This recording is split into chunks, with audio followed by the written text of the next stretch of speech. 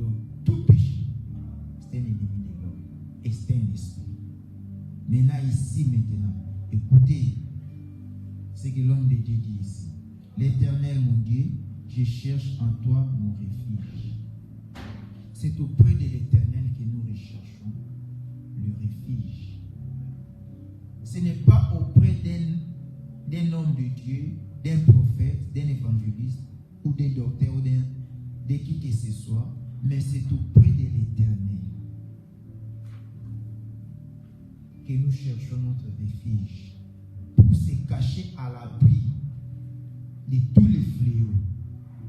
Ici, ce n'est pas seulement les combats que les démons t'attaquent et tout comme ça, mais même les péchés. Joseph avait fui les péchés. On a dit fuir les péchés, de résister au diable. Mais quant au péché, il faut les fuir. Où allons-nous lorsqu'on est en train de fuir les péchés? Aller se cacher dans une grotte, dans un rocher, ou aller se réfugier entre les mains de l'Éternel. C'est aux mains de l'Éternel que nous cherchons notre refuge pour nous sauver de nos persécuteurs et de nous délivrer. Car le péché que nous commettons, bien aimé, il faut savoir que le persécuteur, ce n'est pas seulement les démons que nous chassons chaque jour, les tatas, moi aussi, les oncles, les tantes, mais les péchés aussi, c'est persécuteur. Il est là pour nous persécuter, c'est des péchés. Toutes sortes de péchés. L'orgueil peut te persécuter un jour. La haine peut te persécuter un jour. Les mensonges peuvent te persécuter un jour. Toi, tu crois que c'est tante qui m'a fait ça. Toi, tu crois que c'est oncle qui m'a fait ça. Mais examine-toi tout autour de toi. Tu marches dans l'orgueil, mais cet orgueil-là, c'est un esprit. Ça va te persécuter un jour. Peut-être les sorciers ont peur de toi. Ils t'ont déjà abandonné depuis longtemps. Ils t'ont déjà donné le dos. Ton oncle ne t'occupe même pas de toi. Il ne t'occupe même pas. Tante aussi, ne t'occupe pas. Même ton mari, même tout. Ce que toi tu considères ton ennemi. La personne il met là. Il ne t'occupe pas. Mais en toi, il y a toujours des combats, des blocages. Mais fais ces examens-là. Mais là, qui est mon persécuteur?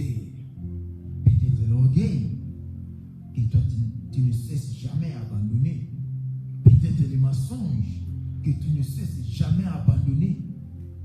Peut-être la jalousie. Que tu ne cesses jamais abandonner. Peut-être la haine. Que tu ne cesses jamais abandonner. Où est la place des sorciers là-bas? Toi-même, tu es en train de créer ton propre adversaire.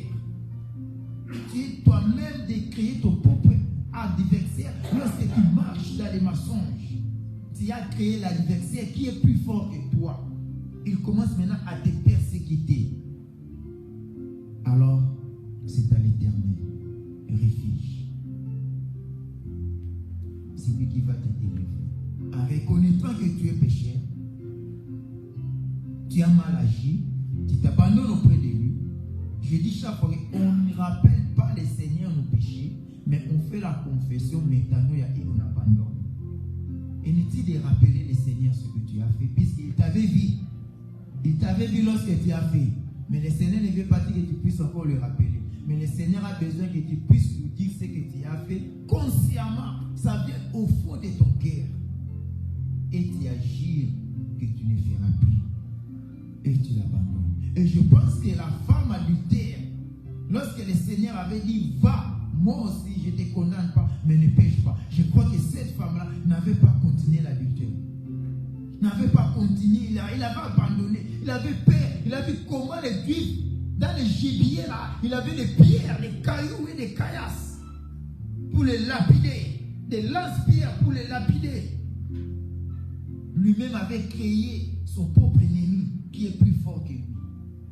Et je crois que cette femme-là avait eu la décision de ne plus retourner dans l'adultère. Il avait abandonné. Et pourquoi nous aussi, nous venons de confesser que je suis femme de colère, je suis l'homme de colère. Il y a des fois ce que nous portons, ça fait l'orgueil. Il y a des fois le matériel que Dieu nous bénit, ça fait l'orgueil.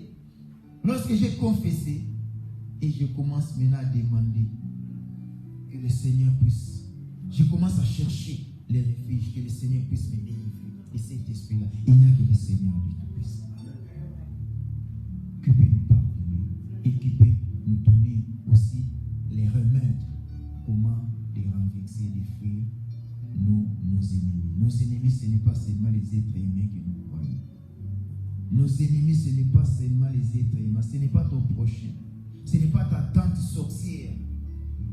Peut-être ta tante sorcière, il t'a déjà abandonné depuis longtemps. Puisque tu as frappé, tu as jeté le feu, le sang de Jésus, il est fatigué, il a dit non. J'ai passé une année de combat que je n'ai gagné pas.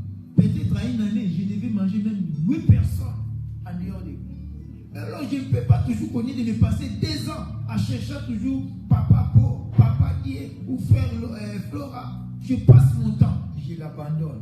Il y a des brebis dans ma famille. Peut-être elle est en train de combattre d'autres. Mais toi, tu es toujours tante, papa, oncle.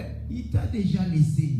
Maintenant, regarde ce que toi, tu es en train de créer. Un monstre qui est plus que ta tante. C'est le péché. C'est un monstre qui se met devant toi, que toi-même tu as fabriqué. Tu vois Ben Laden. Les Américains ont fabriqué Ben Laden. C'est lui, Ben Laden qui a renversé les États-Unis. C'est eux-mêmes qui ont fabriqué ça. La bombe que l'homme